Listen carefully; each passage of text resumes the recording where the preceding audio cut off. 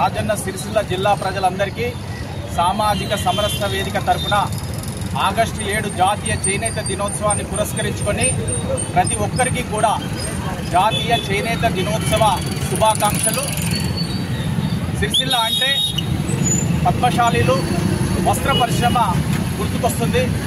నాటి నుంచి నేటి వరకు ఈ వస్త్ర పరిశ్రమ యొక్క ముఖ్యమైనటువంటి భూమిక నాడు స్వతంత్ర సంపార్జన నుంచి నేటి వరకు కూడా పురస్కరించుకొని ఆగస్టు 7 జాతీయ చేనేత దినోత్సవాన్ని గౌరవ భారత ప్రధాని నరేంద్ర మోదీ గారు ప్రారంభించడం ఈ సమాజానికి ఒక ప్రతీకగా భావించవచ్చు. కావున ఆగస్టు 7 జాతీయ చేనేత దినోత్సవమే కాదు, 1905 ఆగస్టు 7న స్వతంత్ర సంపార్జనలో బెంగాల్ విభజన జరిగిన దానికి ప్రతీకగా స్వదేశీ ఉద్యమం ప్రారంభమైంది.